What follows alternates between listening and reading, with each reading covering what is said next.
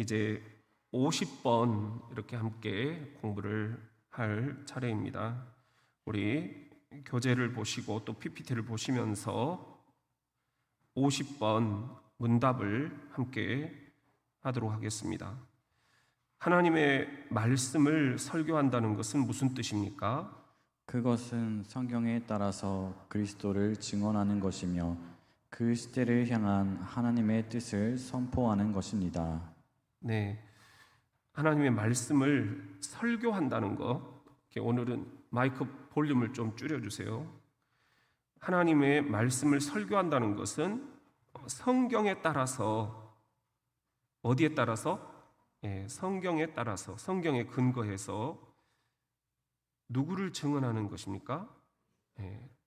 예수 그리스도를 증언하는 것이다. 그 다음에 또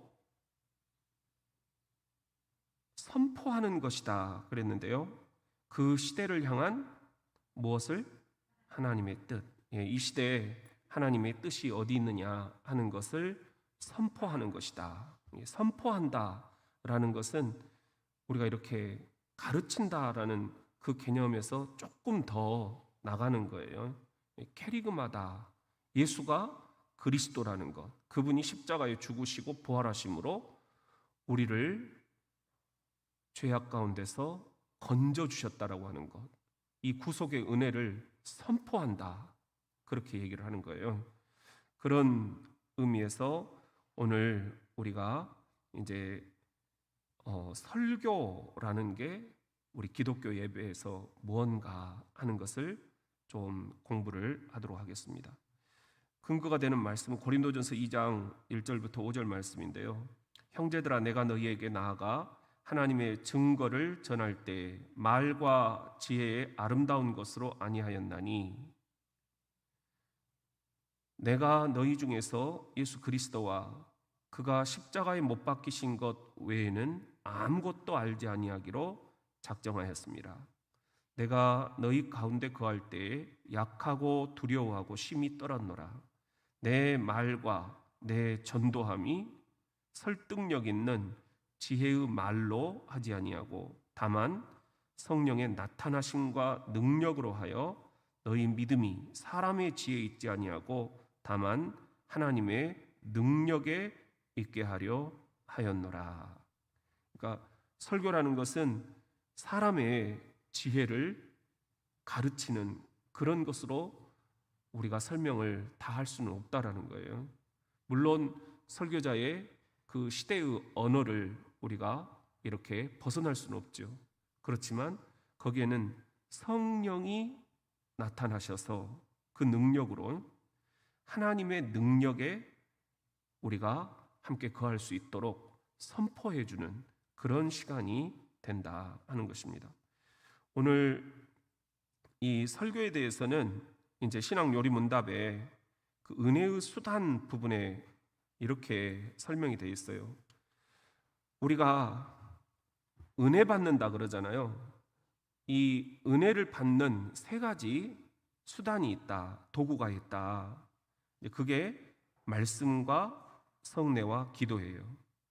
그런데 여기서 우리가 근거가 되는 말씀, 사도행전 2장 42절 말씀인데요. 우리 성경을 한번 오늘은 찾아서 우리가 확인을 좀 해봅시다.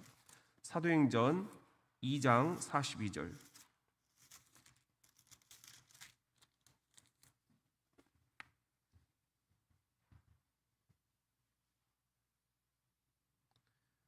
네, 190쪽 사도행전 2장 42절 우리 같이 한번 읽읍시다. 시작. 그들이 사도의 가르침을 받아 서로 교제하고 떡을 떼며 오로지 기도하기를 힘쓰니라. 여기 보면은 이제 초대교회 성도들이 어떤 일들을 했느냐? 그들이 사도의 가르침을 받았다. 이게 이제 설교예요. 설교를 통해서 가르침을 받았다라는 거죠. 그 다음에 두 번째는 서로 교제하고 떡을 뗐다. 여기가 이제 떡을 뗐다라는 게 그 성례전에 이 떡을 뗐다 하는 그 의미로 우리가 받아들일 수 있다. 그 다음에 세 번째는 오로지 기도하기를 힘쓰니라. 기도했다라는 거예요. 여기 보면은 사도의 가르침, 이 말씀과 그 다음에 떡을 뗐다라고 하는 이 성례전과 그리고 기도, 이 세 가지가 은혜의 수단이다. 초대교회 때부터. 그런 의미에서 오늘 이 은혜의 수단 세 가지 같이 한번 우리 따라해 볼까요? 말씀과 성례와 기도. 예. 이 성례라는 것은 세례와 성만찬 요 두 가지를 얘기하는 겁니다. 그리고 기도라는 것은 이제 우리가 다음에 좀 더 자세하게 공부를 하게 될 텐데 주기도문을 얘기를 우리가 다시 한번 공부를 하게 될 겁니다.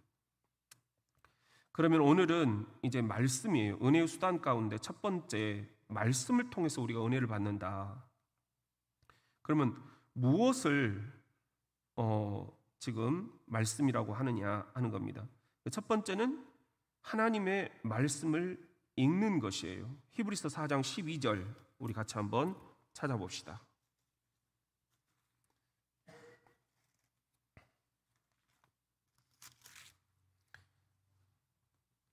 몇 쪽이죠?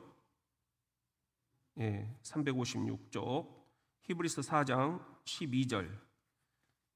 자, 우리가 굉장히 좋아하는 그런 말씀이죠. 12절 말씀입니다. 자, 시작.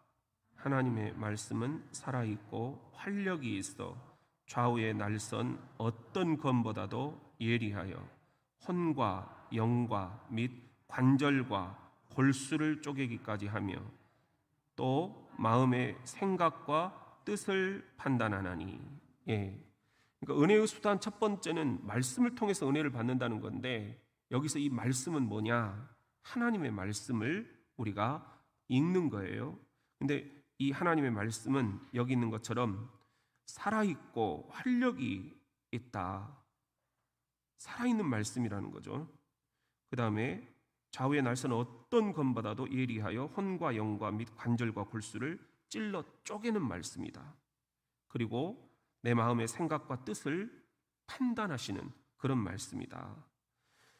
또 하나 우리가 말씀을 통해서 은혜를 받는다 할 때에는 이제 설교를 우리가 이야기를 합니다. 우리가 설교 말씀 이렇게 얘기를 하잖아요. 이건 우리 고린도전서 1장 17절을 한번 찾아보겠습니다. 고린도전서 1장 17절 말씀 몇 쪽이죠? 네, 264쪽. 오늘은 우리가 말씀에 대해서 공부를 하기 때문에 직접 한번 말씀을 찾아보자 이겁니다. 자, 17절 말씀 시작.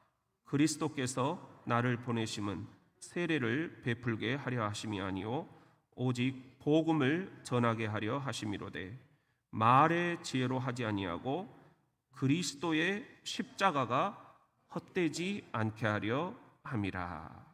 예, 여기 보면은 그리스도께서 나를 보내심은,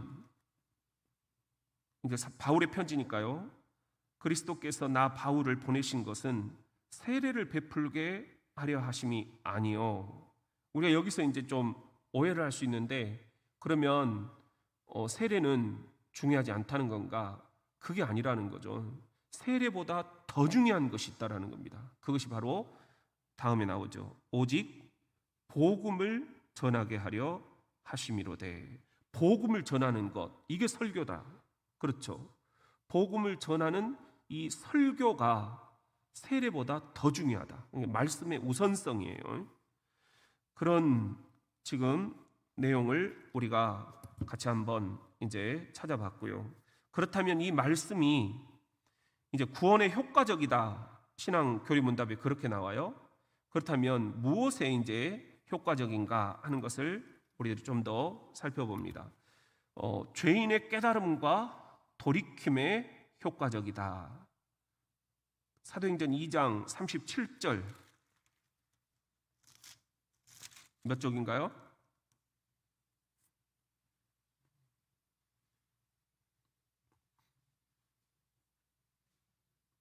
(190쪽) 예. 자, 같이 읽습니다. 시작. 사도행전 2장 37절 찾으셨나요? 예, 시작.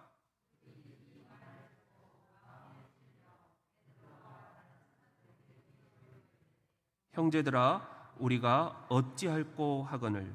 예, 그들이 이 말을 듣고 설교를 듣고 마음에 찔렸다. 그래서 베드로와 다른 사도들에게 우리가 어찌할꼬, 그렇다면 이제 우리가 어떻게 해야 되느냐, 이렇게 우리 죄인들이 우리의 죄를 깨닫고 돌이키는 그런 효과를 설교를 통해서 우리가 가질 수 있다 하는 것입니다. 그리고 또 하나는 우리를 굳게 세우는 그런 역할을 효과적으로 설교가 하고 있다. 사도행전 20장 32절 우리 한번 찾아보겠습니다. 사도행전 20장 32절 몇 쪽이죠?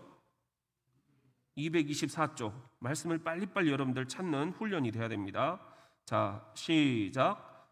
지금 내가 여러분을 주와 및 그 은혜의 말씀에 부탁하노니 그 말씀이 여러분을 능히 든든히 세우사 거룩하게 하심을 입은 모든 자 가운데 기업이 있게 하시리라. 기업이 있게 하시리라. 여기 보면은 지금 내가 여러분을 주와 및 그 은혜의 말씀에 부탁하노니, 말씀, 이 설교 말씀을 듣고 그 말씀이 여러분을 능히 든든히 세우사, 말씀이 여러분을 든든히 세운다 하는 것입니다. 그래서 우리가 어떻게든지 말씀 앞으로 나와야 된다. 주일도, 또 주일 오후도, 그리고 새벽도, 수요 이 시간도, 금요 기도 시간도 말씀 앞으로 나와야 우리가 든든히 세워진다. 안 그러면 사탄이 아주 낚아채기 쉬운 게 이 말씀에 뿌리를 두고 있지 않는 성도들, 언제든지 사탄이 툭 치면 넘어지게 되어 있다 하는 겁니다. 자, 이렇게 설교 말씀을 통해서 우리가 굳게 세워지고요, 그 다음에 거룩함과 평안함을 누린다 하는 것입니다. 사도행전 20장 32절 이 말씀 우리가 지금 방금 읽은 그 말씀이에요. 그 다음에 그러면은 이 말씀을 통해서 우리가 어떤 결과를 이루게 되느냐, 로마서 1장 16절에 보면은 구원에 이르게 하신다 그 말씀이 있어요. 같이 한번 찾아봅시다. 로마서 1장 16절 몇 쪽이죠? 239쪽. 예. 로마서 1장 16절 말씀입니다. 시작.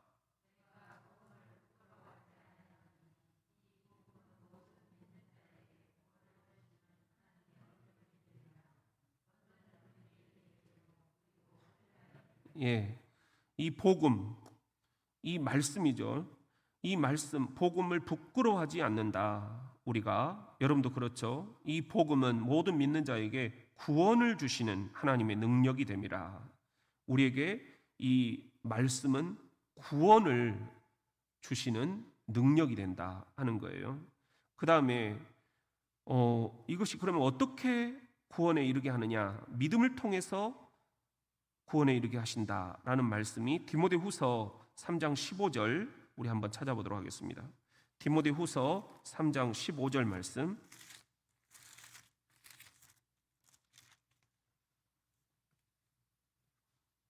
자, 몇 쪽인가요? 예, 345쪽. 우리 15절부터 17절 같이 한번 우리 또박또박 읽어봅시다. 시작. 또 어려서부터 성경을 알았나니 성경은 능히 너로 하여금 그리스도 예수 안에 있는 믿음으로 말미암아 구원에 이르는 지혜가 있게 하느니라. 모든 성경은 하나님의 감동으로 된 것으로 교훈과 책망과 바르게 함과 의로 교육하기에 유익하니 그랬습니다. 여기 15절 후반절에 보면은 성경은 믿음으로 말미암아 구원에 이르는 지혜가 있게 하느니라 이렇게 되어 있죠. 그래서 우리가 여기 은혜의 수단 말씀을 통해서 우리가 하나님의 말씀을 읽는 것, 그 다음에 설교 말씀, 이 두 가지가 지금 우리가 이 말씀이라고 한다라는 거예요. 이것은 죄인을 깨닫게 하고 돌이키게 하고 우리를 굳게 세우고 또 거룩함과 평안함에 이르게 한다는 거고, 그리고 이 말씀의 결과, 설교를 듣고 나면 믿음을 통해서 우리가 구원에 이르게 된다 하는 것입니다. 우리 이 부분을 오늘 이렇게 함께 이제 살펴보고요. 이게 이제 신앙 교리 문답에 그대로 다 설명이 되어 있어요. 성례와 기도에 대해서는 이제 다음 시간에 우리가 이어지도록 그렇게 될 것입니다. 자, 그 다음 이제 하나님의 말씀이 효과적으로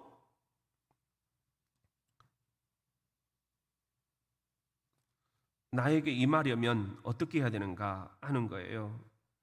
이게 첫째는 읽어야 되고, 둘째는 들어야 되고, 셋째는 지켜야 된다. 계시록 1장 3절에 그 말씀이 나와 있는 것을 우리가 한번 확인해 봅시다.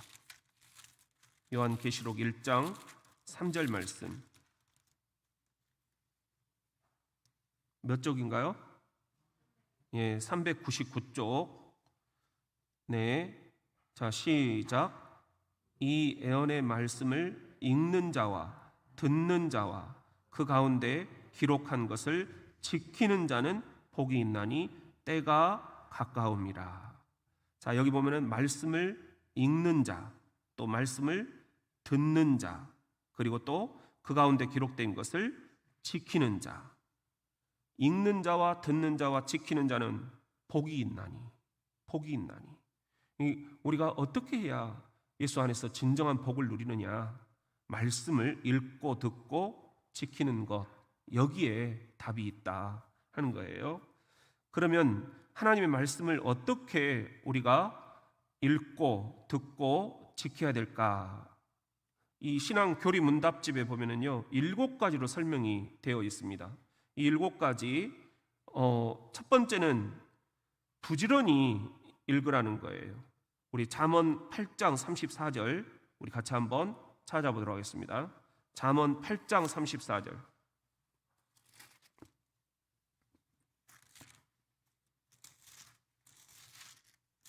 몇 쪽이죠? 918쪽. 예. 자, 성경마다 약간씩 한두 페이지가 차이는 날 수가 있지만 거의 비슷한 쪽수가 나올 거예요. 자, 918쪽. 제 성경은 919쪽.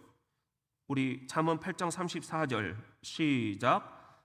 누구든지 내게 들으며 날마다 내 문 곁에 기다리며 문설주 옆에서 기다리는 자는 복이 있나니. 그랬어요. 누구든지 내게 들으며, 말씀을 듣는다는 거죠. 날마다 내 문 곁에서 기다리며, 말씀을 기다린다는 거죠. 문설주 옆에서 기다리는 자는 복이 있다 하는 것입니다. 말씀을 날마다 가까이서 듣고 기다리는 사람이 복이 있다. 그러니까 부지런해야 된다는 겁니다. 말씀 앞에. 그 다음에 두 번째, 마음에 준비가 있어야 된다. 베드로전서 2장 2절 말씀을 우리 한번 찾아보겠습니다. 베드로전서 2장 2절 말씀입니다.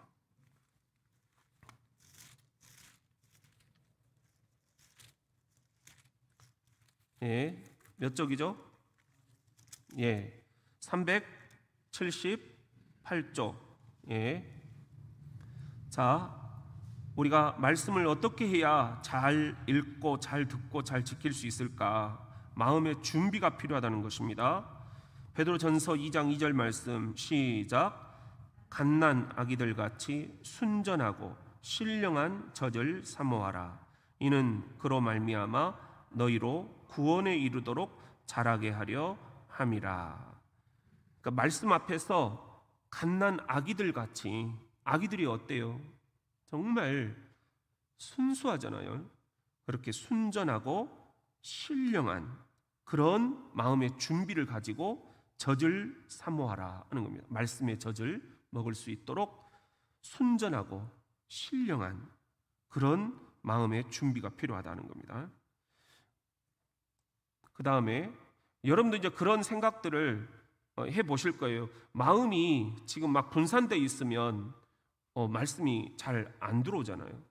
그리고 또 다른 데 신경을 쓸 때, 혹은 자녀 문제라든가 또 집안에 무슨 일이 있다든가, 혹은 앞으로 내가 뭔 행사를 해야 될 거라든가, 이런 것들이 꽉 차 있으면 이게 말씀이 잘 안 들어오거든요. 그래서 마음 준비가 굉장히 중요하다 하는 것입니다. 또 누군가를 내가 미워하고 있다거나, 아니면 특히 이제 말씀을 전하는 이 담임 목사와 관계가 불편하다거나, 그러면 말씀이 제대로 안 들어가는 거죠. 그래서 마음의 준비가 굉장히 중요하다. 그 다음에 기도로 준비를 해야 됩니다. 기도. 시편 119편 18절 말씀 우리 같이 한번 찾아봅시다. 시편 119편, 시편에서 제일 긴 우리가 119편 한번 찾아보겠습니다. 몇 쪽이죠? 네, 890쪽. 네. 자, 119편 18절 시작. 내 눈을 열어서 주의 율법에서 놀라운 것을 보게 하소서. 예, 내 눈을 열어서 주의 율법 말씀에서, 설교 말씀이나 하나님의 말씀을 읽거나 놀라운 것을 보게 하소서. 이런 기도로 우리가 말씀을 읽고 듣고 지켜야 된다는 겁니다. 기도가 필요하다. 기도 없이 설교를 들을 때는 확실히 은혜가 덜한다는 거예요. 그 다음에 또 네 번째는 믿음이 꼭 필요하다 하는 것입니다. 믿음. 히브리서 4장 2절 우리 같이 한번 찾아보겠습니다. 히브리서 4장 2절 말씀. 몇 쪽이죠? 예, 356쪽. 이제 좀 여러분들이 속도가 좀 붙는 것 같은데요. 말씀을 찾을 때도 여러분들이 이렇게 방법을 나름대로 잘 익혀두시면 좋아요. 앞에 있는 목차를 딱 항상 펴놓거나. 자, 히브리서 4장 2절 말씀입니다. 시작. 그들과 같이 우리도 복음 전함을 받은 자이나 들은 바 그 말씀이 그들에게 유익하지 못한 것은 듣는 자가 믿음과 결부시키지 아니함이라. 말씀을 들어도 이게 그냥 다 산발적으로 흩어져 버릴 수 있다. 왜? 믿음과 결부시키지 않고 듣기 때문이다. 굉장히 중요한 말씀 아닌가요? 아멘, 아멘 하면서 말씀을 여러분들이 따먹어야 돼요. 사과 따먹듯이. 또 여러분들 이 가을철에 맛있는 그런 과실들을 따먹듯이 우리가 아멘, 아멘 하면서 말씀을 믿음과 결부시켜서 먹어야 된다. 우리 교회는 전통적으로 아멘 소리가 좀 큰 편인가요? 작은 편인가요? 알아서 생각하세요. 근데 보통 보면 이제 우리 곽선희 목사님이 제가 이렇게 군목으로 거의 한 24년 끝까지 이렇게 모셨잖아요. 그런데 이분이 이제 군속연합회 그 이사장이시거든요. 그래서 거의 1년에 큰 행사들 한 서너 번씩은 꼭 오셔서 이렇게 설교를 하셔요. 근데 이분은 교인들이나 우리 군목들이 뒤에서 아멘, 아멘 이렇게 이야기를 못하게 하셔요. 왜 그런가 하셨더니 그 말씀하시는 게 이 설교 준비를 해왔는데 놓쳐버리신다는 거예요. 그러니까 나를 놀래키지 마라, 그런 말씀이시더라고요. 근데 이제 그것도 보면 그 곽선희 목사님 교회가 무슨 교회죠? 서울에 소망교회잖아요. 근데 소망교회가 거의 대부분이 박사들, 교수들, 이런 분들이에요. 의사들, 변호사들, 검사들. 거기가 이제 다 나름대로 지식인들이에요. 이제 그러다 보니까 그런 그 교회의 문화가 이렇게 있는 것 같아요.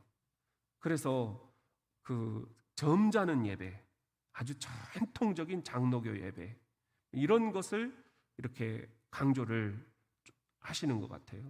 저도 일리가 있다고 봅니다. 왜냐하면 그냥 생각 없이 막 아멘 아멘 이러는 것은 사실 그건 문제가 좀 있죠.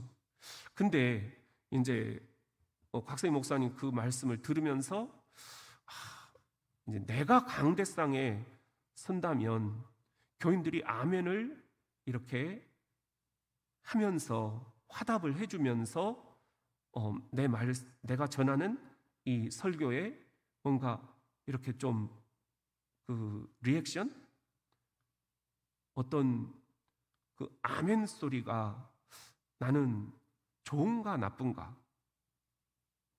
저는 좋더라고요. 예. 특히 이 교회가 이제 그 제가 여기 오기 전에 한 분이 그런 이야기를 했어요. 목사님, 거기 그 대전에 가시면요, 그 설교 끝나면 교인들이 거의 뭐 은혜 받았다 이런 이야기 안 해요. 그러니까 목사님 처음에는 엄청 상처받습니다. 그러니까 목사님이 설교를 잘하고 못하고 떠나서 원래 이 대전 사람들이 말씀에 대해서 그렇게 막 즉각적으로 반응들을 잘 안 합니다. 그러더라고요. 나는 여기 대전 땅에 오면 굉장히 그런 의미에서 그 외로울 줄 알았어요.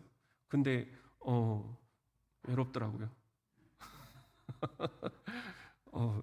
그냥 아멘 하셔도 좋겠다. 그러니까 너무 막 옆에 사람 놀랄 정도로 그러시지는 말고 우리가 여기 있는 것처럼 듣는 자가 믿음과 결부시키지 아니함이라. 여러분이 말씀을 아멘, 아멘이라는 것은 내가 믿습니다, 그런 뜻이잖아요. 내가 목사님의 그 설교 말씀에 대해서 믿음으로 받아들입니다. 나도 그렇게 생각합니다. 그런 말이에요. 그러니까 그렇게 아멘, 아멘 하면서 여러분들이 받아주시면 참 힘이 되더라. 내가 이 앞에서는 잘 안 들려요. 그런데 이제 뒤에 내가 앉아 있잖아요.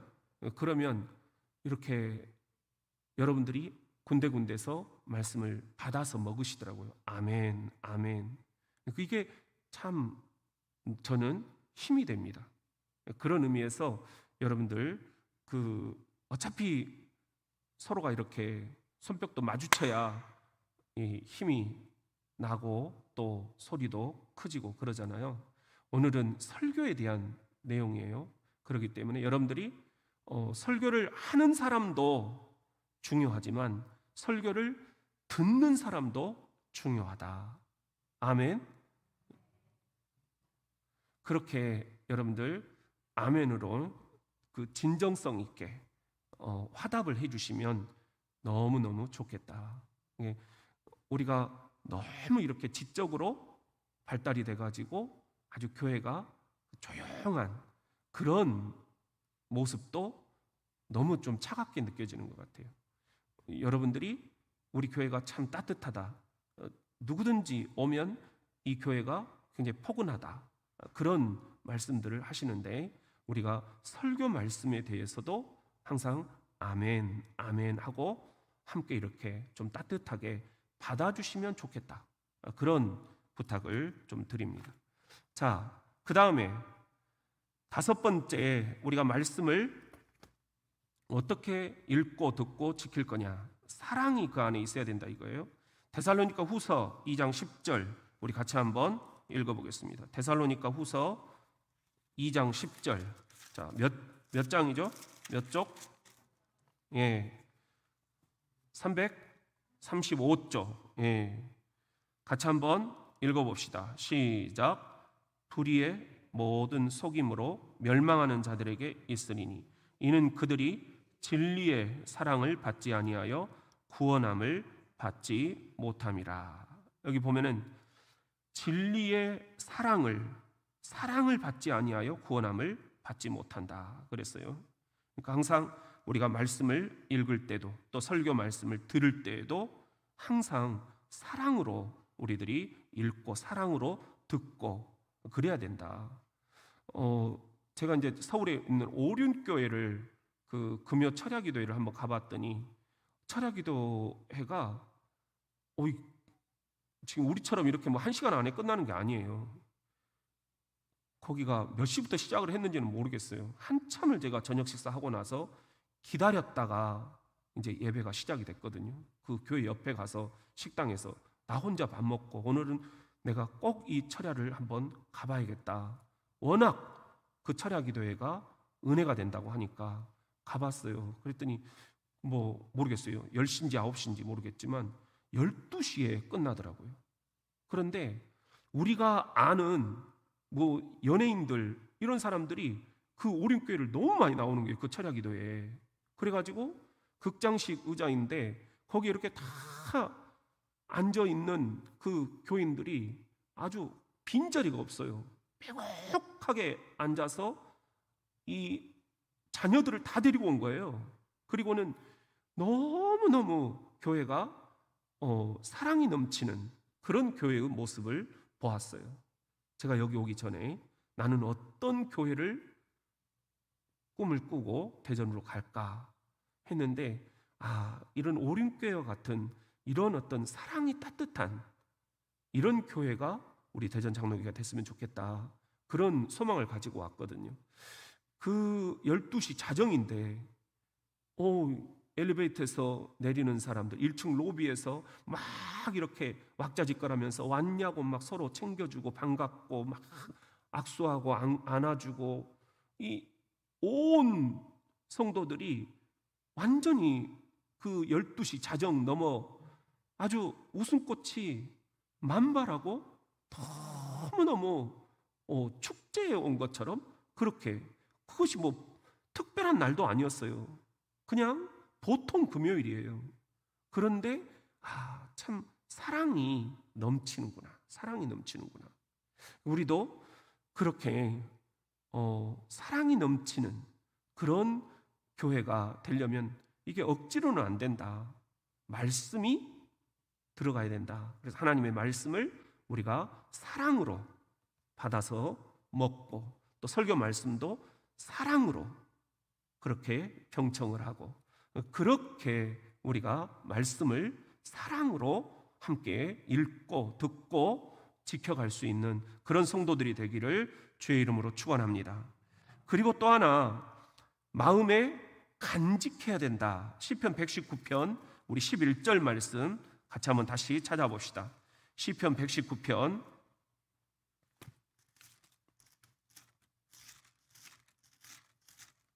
네, 몇 쪽이죠? 예. 자, 891쪽입니다. 저는 같이 한번 읽어봅니다. 11절 시작.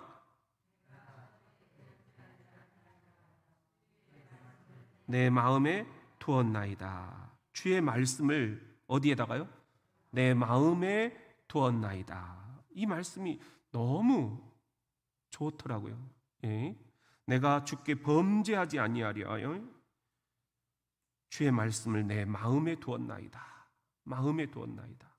여러분 마음속에 주의 말씀이 지금 이렇게 함께 하고 계시는지요?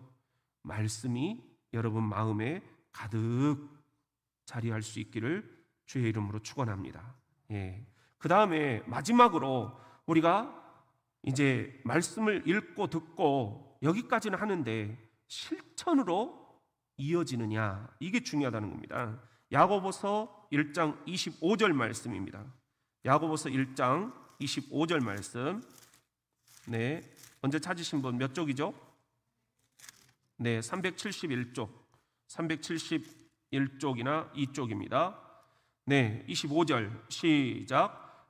자유롭게 하는 온전한 율법을 들여다보고 있는 자는 듣고 잊어버리는 자가 아니요 실천하는 자니 이 사람은 그 행하는 일에 복을 받으리라. 예, 율법을 들여다보고 있는 자는 듣고 잊어버리는 자가 아니요.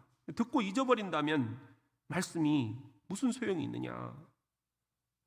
자, 실천하는 자 그가 복을 받으리라. 말씀을 실천하는 것까지 우리가 이어져야 된다 하는 것입니다. 우리 중요하니까 하나님의 말씀을 어떻게 읽고 듣고 지켜야 될까? 우리 한번 따라해 봅시다. 부지런히 마음의 준비를 하고 기도로, 믿음으로, 사랑으로, 마음에 간직하여 실천으로 이어지게 하자. 예, 우리 이것을 오늘 공부를 했습니다. 우리가 이제 신앙 교리문답 이거 2000년 동안 교회가 가르쳐 온 거예요. 근데 우리가 여기에 대해서 너무 간과하고 있다라는 것, 그리고 우리들이 그냥 안다 하고 그냥 안다 치고 이렇게 넘어가 버린다는 겁니다. 그래서 우리 임직자들, 특히 장로님, 안수집사님, 권사님들, 여러분들이 이제 제가 여기서 가르쳤던 것처럼 여러분이 가르쳐야 돼요. 여러분이 교회 교인들을 이렇게 조별로 제가 짜드리면 여러분들이 한 4명씩 같이 소그룹으로 이것을 가르칠 수가 있도록 이 교회가 이제 앞으로 그렇게 나갈 겁니다. 자, 그러려면 여러분들이 확실하게 공부를 해 두셔야 된다 하는 겁니다. 그러면 말씀 있기에 숨은 복병이 있다. 지금 제가 여기에 그런 말씀을 지금 써놨는데요. 이게 무슨 의미냐 하면은요, 이제 말씀을 읽는데 요즘에 우리가 큐티라는 것을 많이 하잖아요. 생명의 삶 큐티도 있고 또 뭐 날샘이라는 큐티도 있고 뭐 새벽나라 뭐 이런 큐티도 있고, 이런 큐티가 말씀을 매일매일 묵상하도록 만드는 것입니다. 그런데 이 큐티의 단점이 또 있다라는 거예요. 뭐냐면 여러분들 이제 큐티집을 매일매일 이렇게 작성을 하다 보면은 굉장히 주관주의적인 해석이 들어갈 수밖에 없다. 그러니까 담임 목사가 가르치는 것이 아니잖아요. 각자 개인이 내게 주신 말씀 해가지고 여러분들이 거기다 적는 거예요. 그리고 거기에 보면 꼭 끝부분에 적용을 하게 하잖아요. 그러면 내가 오늘 이 말씀 가지고 어떻게 적용하겠습니다. 이렇게 나오는데 그게 이제 너무 무리하게 엮어서 적용을 하는 이제 그런 일들이 생긴다라는 거죠. 그래서 큐티를 이제 가르치시는 분들이 이런 내용들을 좀 교인들이 알고 큐티를 했으면 좋겠다, 그런 이야기들을 많이 하고 있어요. 그래서 중요한 것은 이제 이 큐티만이 아니라 이 사적인 성경 공부예요. 그래서 성경 공부를 가르쳐 준다 하면서 길거리에서 설문조사를 받거나 혹은 뭐 어디로 같이 가자 하거나 뭐 이럴 때 굉장히 이단의 먹잇감이 되기 쉽다 하는 것입니다. 교인들이 성경에 대한 갈증이 있고, 그리고 또 그것을 아주 체계적으로 쉽게 몇 주간에 걸쳐서 가르쳐 준다 이렇게 얘기를 하면 그냥 거기에 대해서 한번 가볼까? 이런 생각들이 들도록 능수능란한 혀로 여러분들을 이렇게 유혹을 한다라는 것이죠. 그래서 정통 교회, 정통 기독교, 뭐 정통이라는 말을 우리가 꼭 써야 되느냐 하는데 워낙 이단들이 많기 때문에, 이단이라는 것은 처음에는 정통이었어요. 그런데 끝 단자, 다를 이자, 끝이 엉뚱한 데로 가버리는 거예요. 그게 이단이에요. 우리 대전 시내에도 그런 게 너무 많습니다. 그렇기 때문에 꼭 검증이 필요하다. 그리고 사적인 성경 공부보다는 교회 공동체에서 그 교회의 목자가 주는 젖을 먹어야 된다는 겁니다. 그게 이제 제가 여러분들에게 지금 힘들지만 수요일 날 이 신앙 교리 문답을 하고 있는 이유입니다. 그냥 뭐 설교 한 편 하면 끝날 수가 있어요. 그게 훨씬 더 저에게도 편해요. 여러분들이 들으나 마나. 그렇지만 우리가 계속 일방적인 설교만 하다 보면은 이제 채워지지 않는 이 구멍이 난다라는 거죠. 이 구멍을 어떻게 채우느냐? 교회가 안 채워주니까 자꾸 사적인 성경 공부 모임으로 가게 된다라는 겁니다. 또 그런 유튜브, 그런 블로그 이런 데를 자꾸 뒤지게 되는 거예요. 그래서 이 저수지가, 말씀의 저수지가 말라 있으면 바닥이 이렇게 지금 전부 다 보이게 되고 또 구멍도 보이게 되고 금도 가고, 그래서 결국 교인들이 힘들어 하는구나. 목자가 젖을 충분히 주지 않기 때문에 그러는구나. 그래서 우리가 이 수요일은 정말 이 성경 공부 시간으로 우리가 좀 특화시켜서 해보려고 하는 이제 그런 몸부림을 치고 있는 거예요. 모든 예배가 다 똑같은 형태로 진행이 돼서는 안 되겠다. 그래서 금요일은 기도로 우리가 불을 붙이고, 수요일은 성경 공부, 그렇게 해서 우리가 신앙생활에 가장 중요한 기초를 쌓는 그런 시간이 됐으면 좋겠고, 새벽은 하루를 시작할 말씀을 우리가 붙잡는 그런 분별의 시간이 됐으면 좋겠고요. 주일 낮에는 어떤 사람이라도 와서 복음을 들을 수 있는 그런 선포가 있었으면 좋겠고요. 주일 오후에는 우리 부교육자들을 통해서 제가 먹여주지 못하는 또 다른 보충분들을 여러분들이 함께 영양가 있게 먹을 수 있는 그런 시간이 됐으면 좋겠다, 그런 생각들을 갖고 있습니다. 그래서 말씀은 골고루 먹어야 된다. 골고루. 그런 의미에서 여러분들 사적인 성경 공부 절대로 가시면 안 된다. 지금 우리 교회도 그런 그 어려움에 처했던 분들이 좀 있으셔요. 그리고 우리한테 전화도 해오신 분들이 있어요. 우리 교인들 가운데. 이런 데를 가도 되느냐? 저희들이 딱 보니까 이상한 곳이에요. 그래서 꼭 그분처럼 사무실에 전화를 꼭 한번 해주시거나 저에게 문자 한번 보내주시거나 하면은 저희들이 검증을 해보면 금방 알 수 있거든요. 그리고 대전시 기독교연합회에 가입돼 있는 그런 교단, 그런 교회, 그런 정통교회로 가서 정통으로 성경 공부를 해오셔야 된다는 것입니다. 또 그런 것을 제대로 가르쳐주지 않는 그런 교회들이 또 너무 많기 때문에 교회의 책임, 목자들의 책임도 크다 하는 것도 우리가 함께 여기서 함께 말씀을 우리가 나눠야 될 것 같습니다. 그리고 또 하나, 이제 가정교육이잖아요. 이스라엘의 가정교육이 바로 이 신명기 6장 4절부터 9절에 나와 있어요. 우리 같이 한번 찾아봅시다. 신명기 6장 4절부터 9절. 몇 쪽이죠?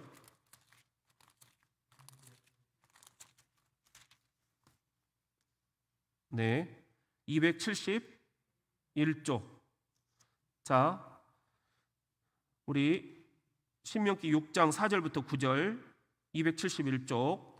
이스라엘 백성들이 자녀들을 교육하는 방법입니다. 우리도 부모님이라면 여기 있는 이 말씀을 잘 읽고 한번 생각을 해보십시오. 시작. 이스라엘아 들으라.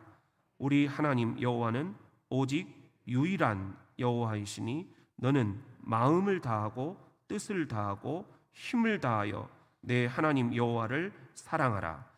오늘 내가 내게 명하는 이 말씀을 너는 마음에 새기고 내 자녀에게 부지런히 가르치며 집에 앉았을 때에든지 길을 갈 때에든지 누워 있을 때에든지 일어날 때에든지 이 말씀을 강론할 것이며 너는 또 그것을 내 손목에 매어 기호를 삼으며 내 미간에 붙여 표로 삼고 또 내 집 문설주와 바깥문에 기록할지니라. 아멘. 자, 여기 보시면은요, 우리가 해야 될 게 뭐냐? 이스라엘아 뭐하라? 들으라 그랬죠. 들으라. 이게 이제 히브리어로 한번 따라해 볼까요? 쉐마. 예, 쉐마라는 건데요. 그래서 이스라엘의 가정 교육을 한마디로 딱 얘기하면은 뭐라고요? 쉐마 교육이다 이렇게 얘기해요. 그래서 이스라엘의 이 쉐마 교육이 우리나라에 지금 많이 들어와 가지고 유치원 같은 데서도 그 이스라엘식 지금 교육들을 하고 있는 것을 볼 수 있어요. 자, 여기 보면은 이스라엘아 들으라 그랬죠. 우선 말씀을 들으라는 거예요. 그 다음에 6절에 보면은 오늘 내가 내게 명하는 이 말씀을 너는 마음에 뭐하라? 새기라. 마음에 새기라는 거예요. 마음에 새기라. 예? 계속해서 곱씹고 또 곱씹고, 그 다음에 또 우리 소가 위가 4개라고 그랬잖아요. 계속해서 되새김질을 한다고 말입니다. 그 다음에 우리 지금 여기 7절에 보면은 끝부분에 내 자녀에게 부지런히 뭐하며? 가르치며, 가르치라고 그랬죠. 가르치며, 자녀들에게 가르쳐라. 부지런히 가르쳐라. 부지런히. 그러니까 다른 잔소리는 자녀들에게 하나도 이게 기억이 안 남습니다. 오히려 그냥 부모와 자녀 사이가 더 멀어져 버립니다. 그런데 우리가 두고두고 생각해 보면 어머니 아버지가 나에게 하나님의 말씀을 통해서 가르쳐 주셨던 것, 말씀을 통해서 훈계해 주셨던 것, 말씀을 통해서 나를 격려해 주셨던 것, 이런 것들은 내가 잊혀지지가 않습니다. 그리고 그것을 잔소리한다라고 생각하지 않습니다. 그런 의미에서 우리들이 오늘 또 말씀을 들으라, 말씀을 마음에 새기라, 말씀을 자녀들에게 부지런히 가르치라. 거기 또 7절 끝부분에 보면은 이 말씀을 강론하라. 강론이 설교예요. 설교.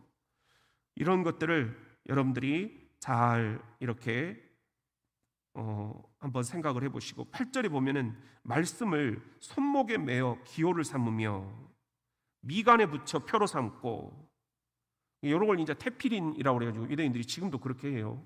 그 다음에 또 내 집 문설주와 바깥문에 기록할지니라. 우리가 그런 의미에서 화장실 우리가 말씀을 이렇게 딱 좀 붙여놓고, 또 우리 냉장고에도 이렇게 말씀을 좀 스티커로 붙여놓고, 어떤 분들은 이 핸드폰 요 뒷부분에다가 말씀을 딱 붙여놓더라고요. 그래서 핸드폰을 딱 열면 항상 말씀을 읽고 그리고 나서 이 통화를 할 수 있도록 이렇게 습관을 들이고 계시더라고요. 여러분들이 어떤 방법으로든 이스라엘 이 부모들도 손목에, 미간에, 문설주에, 바깥문에 계속 붙여두고 기록을 하고 그랬다는 거잖아요. 우리도 이렇게 부지런히 자녀들에게 말씀을 가르치는 것, 이래야 기독교 명문 가문이 되는 것이다.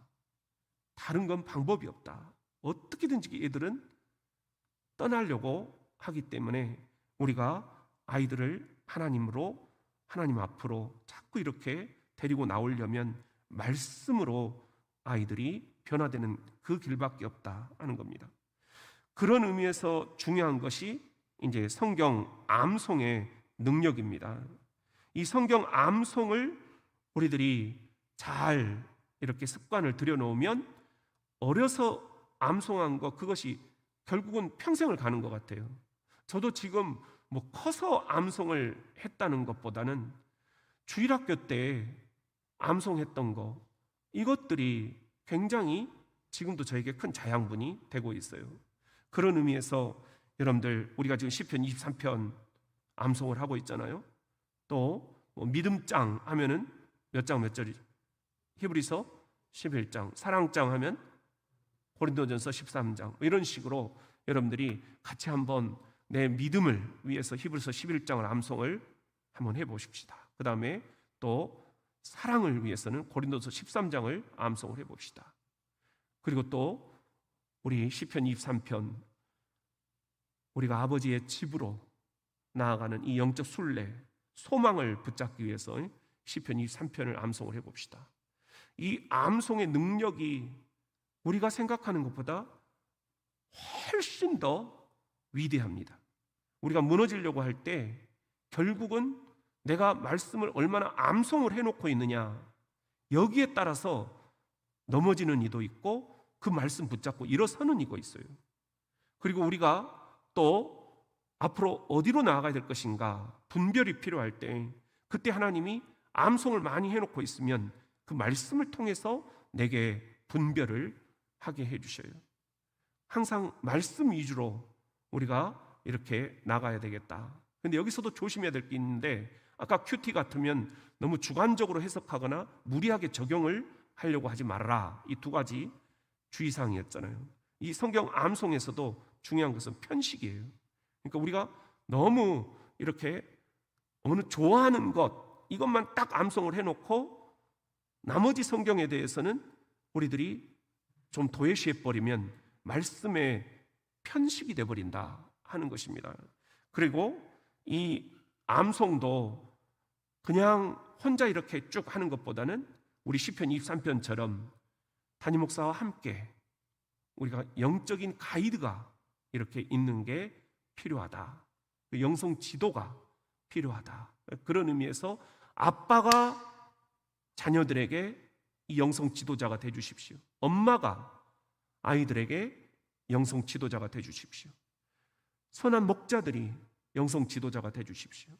항상 우리들이 세상의 지식을 또 세상의 정보를 나누는 그런 가정, 그런 목장이 아니라 하나님의 말씀을 가지고 우리들이 함께 힘내고 또 함께 기도하고 함께 교회를 위해서 또 나라를 위해서 세계를 위해서 하나님의 나라를 위해서 여러분들이 부르짖을 수 있는 그런 말씀의 터전들이 될 수 있기를 예수님의 이름으로 축원합니다.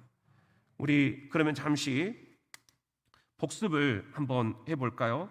우리 유튜브를 한번 열어보시고요. 네, 오늘은 신앙교리 문답에서 설교라는 게 뭐냐 하는 것을 우리가 공부를 했습니다. 자, 설교라는 것은 성경에 따라서 그리스도를 증언하는 것이며 그 시대를 향한 하나님의 뜻을 뭐 하는 것이다? 예, 한번 써보십시오. 예, 그래서 다른 말로 딱 한마디로 설교는 선포다. 그렇습니다. 예, 이정자, 전경인, 임숙희, 박승희, 신미숙, 김준. 네, 정확합니다. 예, 이 선포다라는 거예요. 자, 그 다음에 우리 신앙교리 문답에 나오는 은혜의 수단 세 가지는 뭡니까? 우리가 은혜를 받을 수 있는 수단이 세 가지가 있다고 그랬습니다. 신앙교리 문답에 뭐라고 나와 있습니까? 네, 좋습니다. 정경인, 말씀, 성례, 기도.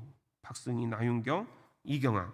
예, 쭉쭉. 예, 이정화, 임숙희, 네, 김성옥, 손선희, 이영숙, 백만옥, 김효주, 네, 이현희, 라승원, 이은숙. 네, 너무 잘하셔요. 좋습니다. 자, 좋습니다. 자, 그러면 우리 하나님의 말씀을 어떻게 읽고 듣고 지켜야 할까 그랬습니다. 7가지가 있는데요. 7가지 여러분 생각이 다 난다면 너무 무리겠죠? 자, 그 가운데 우리 부지런해야 되고 마음의 준비가 있어야 되고 기도로 해야 되고 믿음이 있어야 되고 사랑이 있어야 되고 마음에 간직해야 되고 마지막 7번째는 뭐였습니까? 그렇습니다. 예, 하나님의 말씀을 어떻게 읽고 듣고 지켜야 될까? 자, 마지막 실천입니다. 반드시 말씀이 실천으로 이어져야 된다 하는 것입니다. 실천. 네, 실천입니다. 자, 좋습니다. 네. 자, 그러면 우리 이 시간에요. 예, 박미라, 이영숙, 이재숙, 손선희 고맙습니다. 감사합니다. 네.